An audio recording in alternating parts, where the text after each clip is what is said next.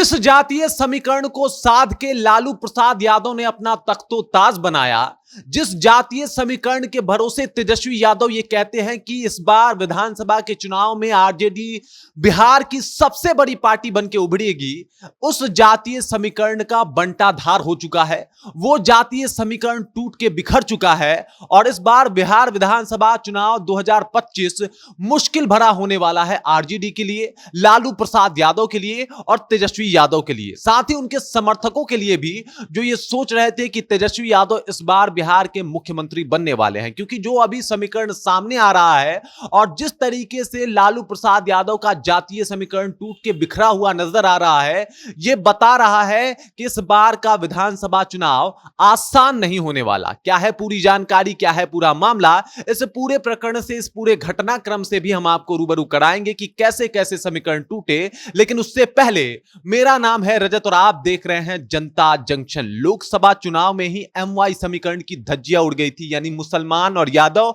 अपने अलग अलग राह पे चलते हुए दिखाई दिए थे। कुछ मुसलमानों ने वोट भी किया था और राजनीतिक विशेषज्ञों ने यह बताया था कि उनके पास कोई ऑप्शन नहीं था, इसलिए वो आरजेडी के पास चले गए थे। लेकिन इस बार बिहार विधानसभा का चुनाव ऐसा नहीं होने वाला है और रुपौली का उपचुनाव यह बात स्पष्ट कर चुका है। सबसे पहले रुपौली के ऊपर आते हैं।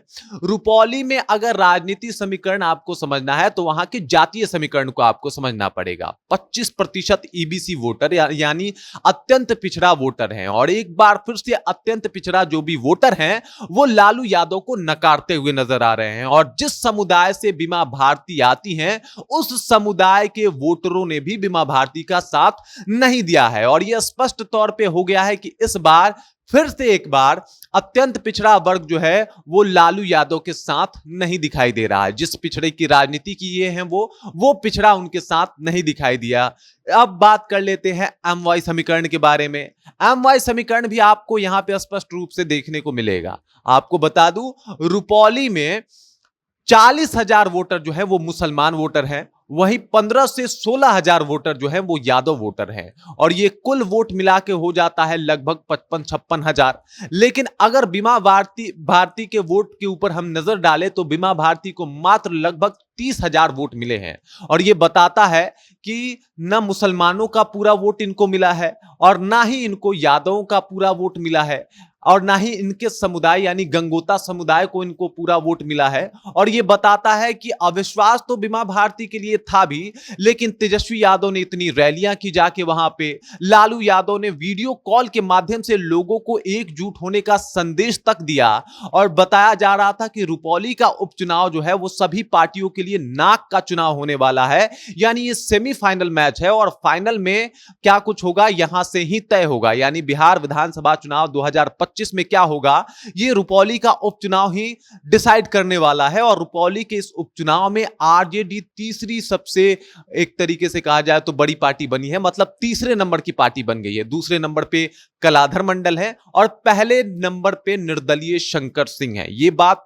पहली बार नहीं हुआ है। पूर्णिया के लोकसभा चुनाव में भी पप्पू यादव ने करारी शिकस्त दी थी बीमा भारती को और वहां भी बीमा भारती तीसरे नंबर पे रह गई थी और इस बार फिर से निर्दलीय शंकर सिंह ने बीमा भारती को शिकस्त दिया है और एक बार फिर से बीमा भारती जो है वो तीसरे नंबर पे रह गई है। हालांकि 2020 के चुनाव की अगर बात की जाए तो बीमा भारती जो है वो पहले नंबर पे थी और रुपौली से विधायक भी थी, लेकिन वो जेडीयू कोटे से वहां पे चुनाव लड़ी थी। लेकिन जब वो आरजेडी से चुनाव लड़ी तो वो पिछड़ गई और ये बताता है कि जो अविश्वास है लोगों के मन में वो अभी खत्म नहीं हुआ है। जो आरजेडी के को लेके जिस तरीके से अति पिछड़ा वर्ग सोचता है वो ये बात बताता है कि इस बार जो चुनाव में हुआ है वो स्पष्ट कर देता है कि अभी भी आरजेडी अत्यंत पिछड़ा वर्ग का विश्वास भरोसा जीतने में नाकामयाब नजर आती है। हालांकि लोकसभा चुनाव में कुशवाहा वोटर में सेंधमारी करने में कामयाब तो नजर आए, लेकिन उसका भी श्रेय कहीं ना कहीं राजपूत पवन सिंह को जाता है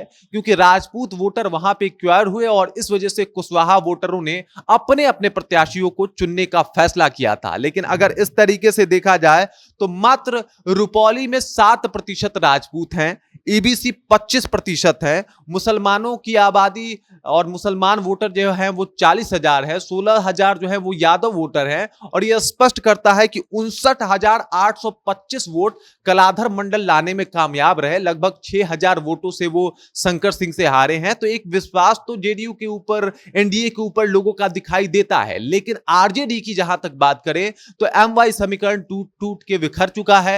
ईबीसी समुदाय इनके ऊपर भरोसा नहीं जता रहा है, और जिस तरीके से प्रशांत किशोर ने आके ये बता दिया है कि इस बार जो है हम 75 सीटों पे मुस्लिम उम्मीदवारों को खड़ा करने वाले हैं, तो मुसलमान का एक पक्ष जो है वो प्रशांत किशोर को भी चुनने को सोच रहा है कि भाई प्रशांत किशोर ये अब हम लोगों की बात कर रहे हैं, जिस तरीके से हमारी भागीदारी होनी चाहिए उस तरीके की भागीदारी दे रहे हैं। तो आप समझ जाइए कि अगर सिचुएशन पे एक बार नजर डाला जाए तो 36% जो बिहार में वोटर हैं वो ईबीसी के हैं, 18% मुसलमान वोटर हैं। और अगर वो यादव वोटर से दूर हो जाते हैं, लालू प्रसाद यादव से दूर हो जाते हैं, तो इस बार का चुनाव लालू प्रसाद यादव के लिए बड़ा मुश्किल भरा चुनाव होने वाला है। यानी अभी तक जितने चुनाव हुए हैं बिहार में, उन सब में सबसे ज्यादा मुश्किल भरा चुनाव लालू प्रसाद यादव के लिए, तेजस्वी यादव के लिए 2025 का विधानसभा चुनाव होने वाला है। बाकी लालू प्रसाद व यादव इसके ऊपर क्या करते हैं, किस तरीके से अपने वोटरों को अपने खेमे में कर पाते हैं, ये देखना अभी बाकी है, क्योंकि अभी चुनाव में थोड़ा वक्त है। लेकिन लालू प्रसाद यादव को जल्दी ही कुछ करना पड़ेगा। बाकी इस खबर को लेकर, इस जानकारी को लेकर और इस अपडेट को लेकर आपको क्या लगता है कि क्या समीकरण जो भी लालू प्रसाद यादव ने बिठाए थे वो टूट के बिखर चुका है? आप कमेंट कीजिए, अपना विचार हम तक साझा कीजिए। बाकी आप देख रहे हैं जनता जंक्शन और मेरा नाम रजत है।